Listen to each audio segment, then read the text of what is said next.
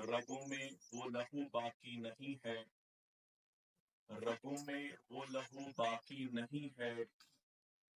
وہ دل وہ آرزو باقی نہیں ہے، نماز و روز و قربانی و حج، روز و نماز و قربانی و حج، یہ سب باقی ہے، تو باقی نہیں۔ آج عید الاضحیٰ کا مبارک دن ہے، اور اس مبارک دن کی مناسبت سے کچھ گزارشات آپ کے سامنے رکھنے کی کوشش کروں گا۔ آج کا یہ مبارک دن جس عظیم انسان کی سنت کی یاد میں ہم مناتے ہیں، یہ بہت ضروری ہے کہ ہم یہ سمجھنے کی کوشش کریں کہ حضرت ابراہیم علیہ السلام کی جو عظیم یہ قربانی تھی، حکم ہوا ہے کہ کشمیری میں کیا جائے۔ یہ تو بڑا مشکل ہے، لیکن میں کوشش کروں گا۔ اردو چینل سارے نہیں سمجھ کیونکہ وہ تسلسل بننا مشکل۔ تو میں عرض کر رہا تھا، یہ بات ضروری ہے کہ ہم اس بات کو سمجھنے کی کوشش کریں کہ حضرت ابراہیم علیہ السلام نے جو قربانی پیش کی، اس کے پورے پس منظر کو سمجھتے ہوئے کہ آج کے اس کنٹمپریری ٹائم میں حضرت ابراہیم علیہ السلام کی اس قربانی کا ریلیونس کیا ہے، اور سب سے بڑھ کر اس قربانی سے ہم لوگوں کے لیے سبق کیا ہے۔ کیا صرف اتنا ہی کافی ہے کہ ہر عید کے موقع پر حضرت ابراہیم اور حضرت اسماعیل علیہ السلام کے بیچ جو بات ہوئی اور جو قربانی کا جو فریضہ انہوں نے انجام دیا، کیا صرف یہ قصہ سنا کر ہم اپنے دلوں کو تسکین دے، کیا صرف یہ کافی ہے، یا اس بات کی ضرورت ہے کہ ہم یہ سمجھے کہ یہ قربانی ہم سے کیا مطالبہ کرتی ہے؟ آج کے اس دور میں جہاں پر امت مسلمہ تنزل کا شکار ہو چکی ہے، جہاں پر امت مسلمہ کا اجتماعی سطح پر شیرازہ بکھر چکا ہے، تو ہم سمجھنے کی کوشش کریں کہ اس قربانی میں ہمارے لیے سبق کیا ہے۔ تو سب سے پہلے ہم کو یہ سمجھنا ہوگا کہ حضرت ابراہیم علیہ السلام نے جن حالات میں اپنی آنکھ کھولی، یعنی کہ حضرت ابراہیم علیہ السلام کا جن حالات میں جنم ہوا، جس قسم کے وہاں پر سرکمسٹانسز تھے، ہم نے دیکھا کہ حضرت ابراہیم کے ارد گرد بالکل جاہلیت اور شرک کا گھٹا ٹوپ اندھیرا تھا، دور دور تک توحید کی کوئی کرن ہم کو نظر نہیں آتی تھی۔ اس وقت حضرت ابراہیم علیہ السلام کا جنم ہوتا ہے، اور وہ آنکھ کھولتے ہیں،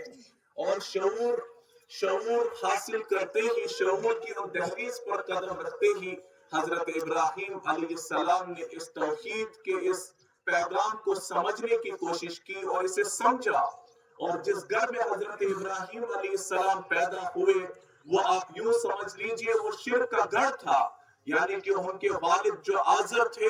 وہ بت تراش تھے، وہ بت تراشنے والے تھے، بت تیار کرتے تھے۔ لیکن اسی گھر میں پیدا ہونے والا بچہ، یہ اس کے لیے ایک بڑا چیلنج تھا کہ اس گھٹا ٹوپ اندھیرے میں اس توحید کے اس گرم کو سمجھے اور اس کے بعد اس کو قبول کرے، کیونکہ کہا جاتا ہے کہ a man is known by the company he keeps، کہ انسان اس کی صحبت سے پہچانا جاتا ہے۔ لیکن حضرت ابراہیم علیہ السلام کے ارد گرد جو لوگ تھے وہ سب کے سب مشرک تھے، ان کا توحید کے ساتھ کوئی تعلق نہیں تھا۔ لیکن اس کے باوجود، ان مشکل ترین حالات کے باوجود بھی، یہ پہلا امتحان حضرت ابراہیم کے لیے تھا کہ انہوں نے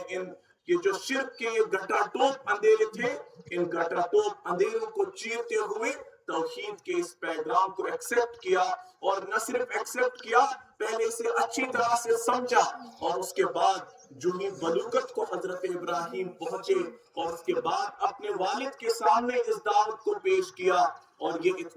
اتنا آسان نہیں تھا۔ ہم نے دیکھا کہ کس طرح سے ان کے والد نے ان کی اس دعوت کو جھٹلایا، اور نہ صرف جھٹلایا بلکہ ان کو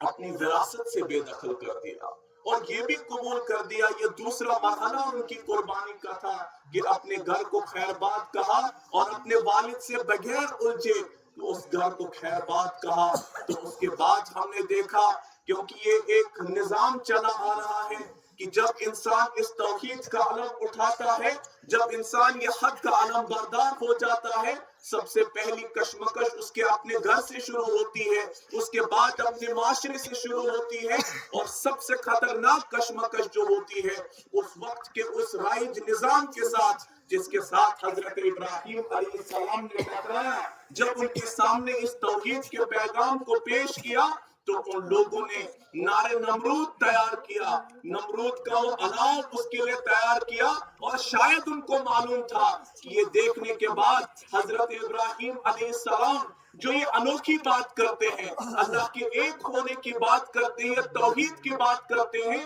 شاید اس ڈر سے یہ باز آ جائے، شاید کہ اس کے اندر کا یہ جنون جو ہے یہ ٹھنڈا پڑ جائے۔ لیکن تاریخ نے یہ چیز بچشمہ سر دیکھی، وہ جو ڈاکٹر اقبال علیہ رحمہ کہتے ہیں اور بڑی بہترین ترجمانی کرتے ہوئے کہتے ہیں، بے خطر کود پڑا آتش نمرود میں عشق، عقل ہے محو تماشا لبے بام، ابھی عقل کو ابھی تک یہ سمجھ نہیں آتی تھی یہ کیسا جنون تھا، یہ کون سی چیز تھی جس نے حضرت ابراہیم علیہ السلام کو اس دہکتی ہوئی آگ میں ڈالنا اپنے آپ کو برداشت کیا، لیکن توحید کے ساتھ کمپرومائز نہیں کیا۔